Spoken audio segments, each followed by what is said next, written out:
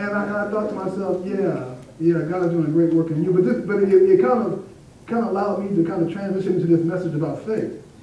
Because truthfully, God can only do a great work in you based off your faith in Him. Yeah, come on, talk. All right. And so this message, I know that we talk about Lazarus this morning, and I know we think about the fact that God raised him from the dead. But I want to dig in a little bit more this morning. This message is about the faith that Martha and Mary had in Jesus. So if you give me a moment, we want to walk through that process, because God could not have raised Lazarus from the dead had not Martha and Mary changed their perspective on their faith. Now, when I'm kind of dyslexic. I mean, I'm just going to share some personal things. So when I write, sometimes I write backwards. When I talk, sometimes I talk really fast and I get confused. When I read stuff, I don't really understand it right the first time. It takes me a long time to figure stuff out. So I take as long as it takes to do it, right? I mean, I repeat it over and over. Just me. I repeat it over and over again. My brother, my older brother, he wasn't like that. He'd read it once, he'd get it, and he was ready to go out and play. I was like, not me. I got to read it like 10, 11 more times. I'm saying that to you. You say, well, how long should I study? I'm talking to the children now. As long as it takes. Until you get it. There's no time limit on it. Until you get it. So just and I'm talking to adults too. Until you get it.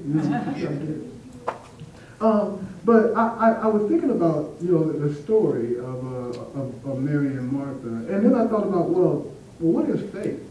What does the Bible say faith is? Well, I know you guys all know this memory verse, right, from Hebrews chapter 1. The Bible says about faith, in Hebrews chapter 1, it says, now, faith is the substance of things hoped for. You all know it, go ahead. There it is, down. Well, as simple as that sounds, that was confusing to me. I'm like, what? What does that mean? I mean, so I still need to break it down a little bit further. I don't know about you, but I was like, oh, that sounds really nice, but I don't really understand it. Faith is the substance of things hoped for, evidence of things not seen. I had to think on that a little bit.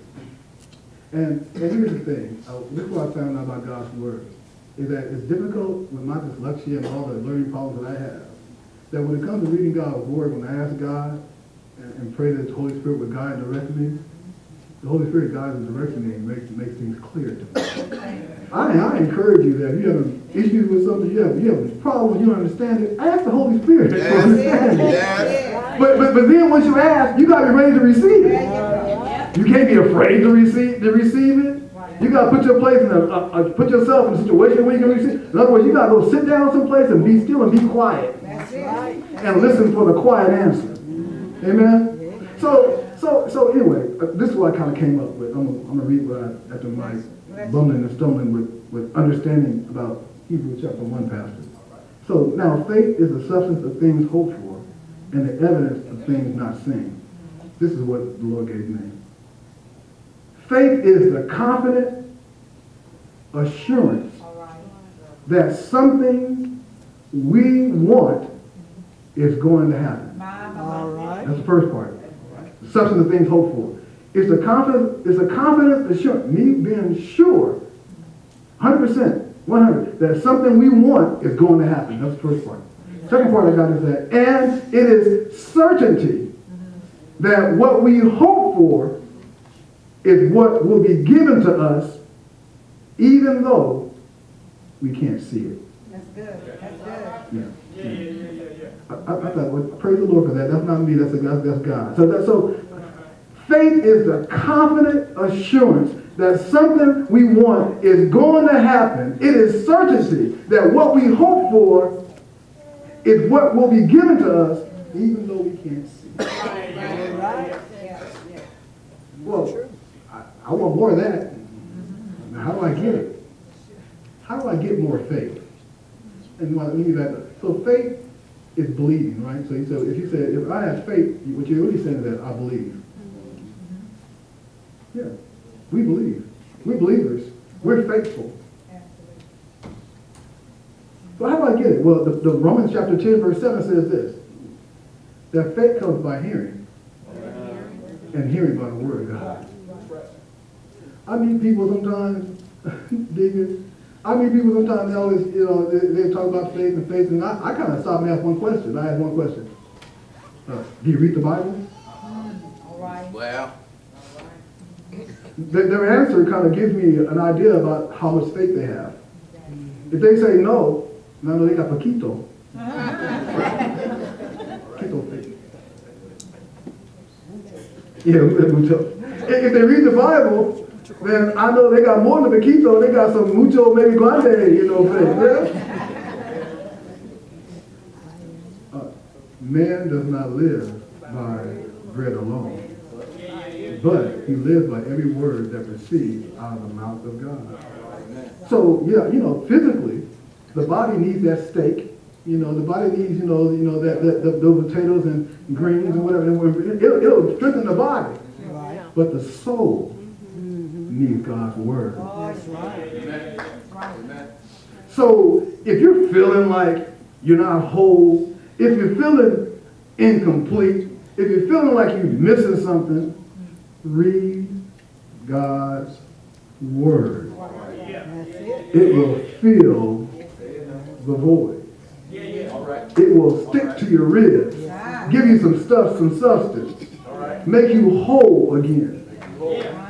And to do it according to how you need it and when you need it. But you got to read it in order to understand what I'm even talking about. I want to challenge you, church, and because we're growing. Pilgrim Branch is doing great things. There are wonderful things happening here on this site. And people are talking about it. People are wanting to come and see you. But for us to go to the next level, we have to be totally led by the Spirit. And when you're led by the Spirit, it's by reading God's Word. On a daily basis, it will change you from the inside on out. So let's talk about this story. Just digging a little deeper, and I'll be done in a minute. I don't do long, so I'm going to try to do this. So, in this story of Lazarus being raised from the dead, we see between verses 22 and 41 three different kinds of faith. We find, and I want to talk about these three today. We find unlimited faith. We find limited faith. We find fundamental faith.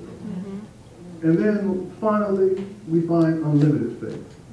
And we want to be living toward that place of unlimited faith. Unlimited faith is that mustard seed faith. That's our idea about what unlimited faith could be. So in this chapter 11, particularly verse 21, we see that Martha is coming, and she's concerned about the resurrection of her brother Lazarus. You remember Lazarus had fell ill. And Martha and her sister Mary, they sent for Jesus and asked him to come. They asked him to come and heal him. He wasn't dead yet when he was sick. They asked Jesus to come and heal him. But when Jesus delayed, if you know the story, he delayed his coming until Lazarus had finally died.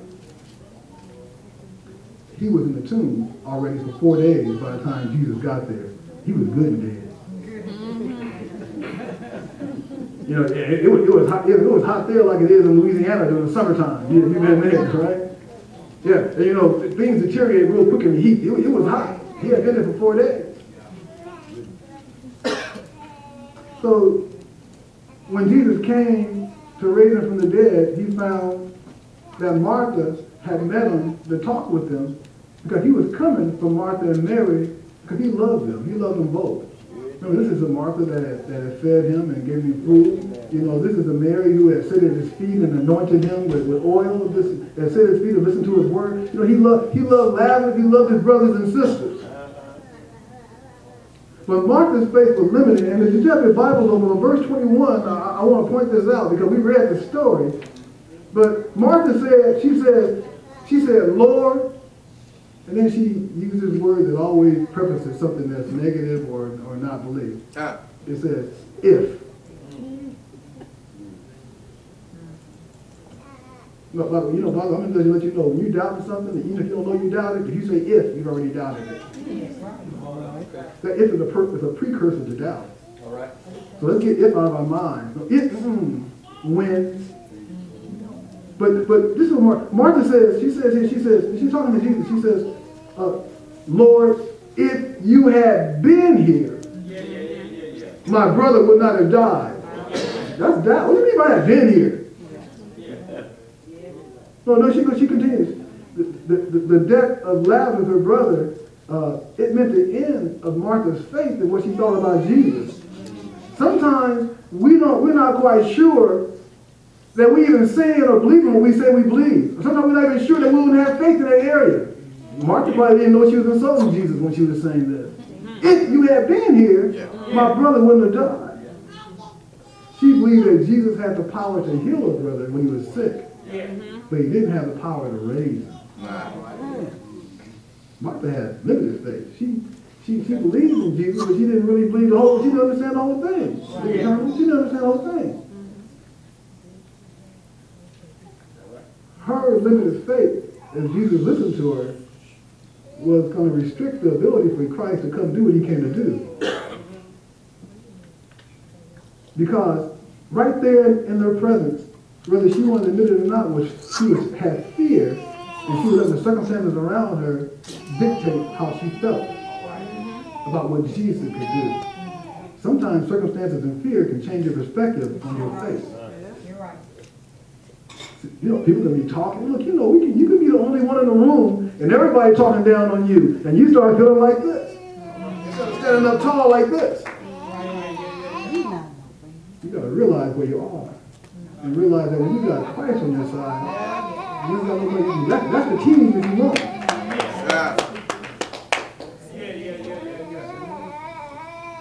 Martha did not believe that Jesus could restore life. Then, as the conversation went on, we find that not only did she have limited faith, but she had fundamental faith. You know, we can believe a lot of things. We can know some stuff, and we don't really believe the stuff. Right. That's what I'm saying. You can know something, but you don't really believe that something. You can talk it all good, but you don't really believe it inside.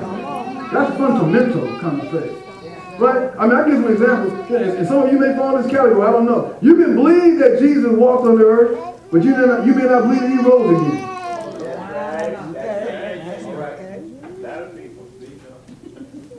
Possible. You can believe that Jesus walked on the earth, but you may not believe that that was a virgin birth, that he was born of a virgin birth. You have some doubts in your mind. I'm just saying. And you need to work that out with the Lord or with yourself. Come on. You can do that by reading God's word. Yes, sir. All right now. So Jesus said, when Martha said that, if you had been here, I know that you could have, I know that you had the power to help me if you had been here. Jesus said to her after that, he's like, I said to you, I don't know how he said it to her, he says, Martha, your brother will rise again. Yeah. That's what he said to her. These words were spoken to try to give Martha some hope, because, she was like bringing Jesus down. It was, he could sense that there was no faith there. Yeah. This is what Martha said to him when he said, well, Martha, your mother, he's going to rise again. Martha came back and said in verse 23, she said, I know that he will rise again in the resurrection on the last day. Yeah. Well, she would say, but he ain't rising today. No, what she was saying. I don't even rise later on, but not today. Fundamental faith. Right? And so Jesus was like, man, then he came out with the statement of all statements, the one that we all know. He said, wait a minute, woman. He said, I am the resurrection. And the life. Come on now. He's everything. So Jesus was saying, look, I got the power of life and death. And then he asked her a question. And then you have to remember in verse 25, he says, do you believe this? Because he needs to know. Because if he's going to do the work, he needs to know that the people he was hanging with was believing, had faith, and that he could do it. Right. He asked her a question, right? Yeah. If you take a look at the scripture, Martha evaded the question. She didn't say yes. Yeah, I do, Lord. She didn't say none of that. She evaded the question by stating her fundamental faith in the creed, right? Her limited faith limited the power of Christ, you know, and that part that says that Jesus was groaning inside. He was hurt. Yeah. He was like, man, she don't really believe in me. She don't believe I can do this. Yeah. And so verse 35 says it all. Jesus wept. He was crying. He was in agony and pain over this whole situation. And he was leading up to do this great work that he was came for everybody to believe on who he was. Right. Jesus wept when he came to raise Lazarus from the dead because he found limited and fundamental faith only. He's looking for limited faith. Martha believed in the story and the prophecies of Jesus, but not the salvation that Jesus brought. So then, the story continues. We finally find along the way that the Lord began to change her heart because Martha begins to show unlimited faith toward the end for Jesus to be able to do his work. And I'm closing as we go. Unlimited faith came to Martha when she did it kind of, you kind of let it go. When Jesus says, rolled away the stone, the first time she didn't. The first time she kind of held back, but the second time she allowed him to roll away the stone. Remember, the first time she said, roll away, where is he? Roll away the stone. She was like, well, heck, he's been there for 4 days. He stinks now. I mean, she wasn't rolling away the stone. She was making I'm not rolling away the stone. He's been there for 4 days. He stinks now. Yeah. Jesus challenged her when she said that. He asked her the question again, right? In verse 35, he said, did I not say to you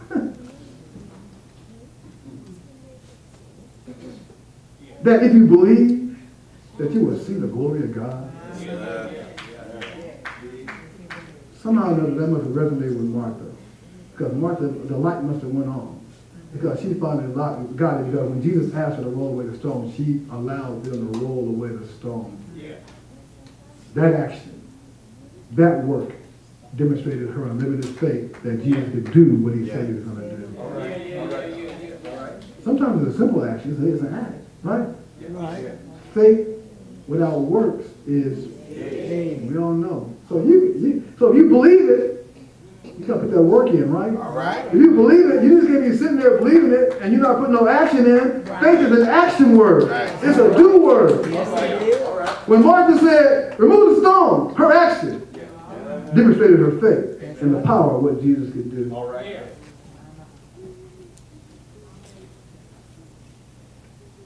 Martha believed and she waited to see the glory of God.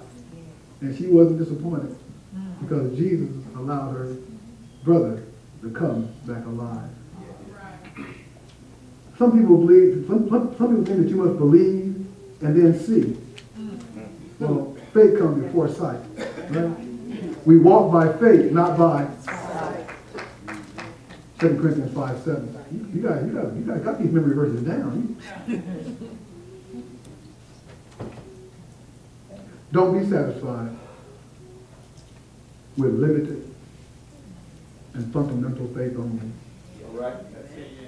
When you can have unlimited faith All right. Amen. that pleases God and reveals his glory. Amen. Heavenly Father, we thank you, Lord, for what you've done today. We give you all the praise and glory for your word.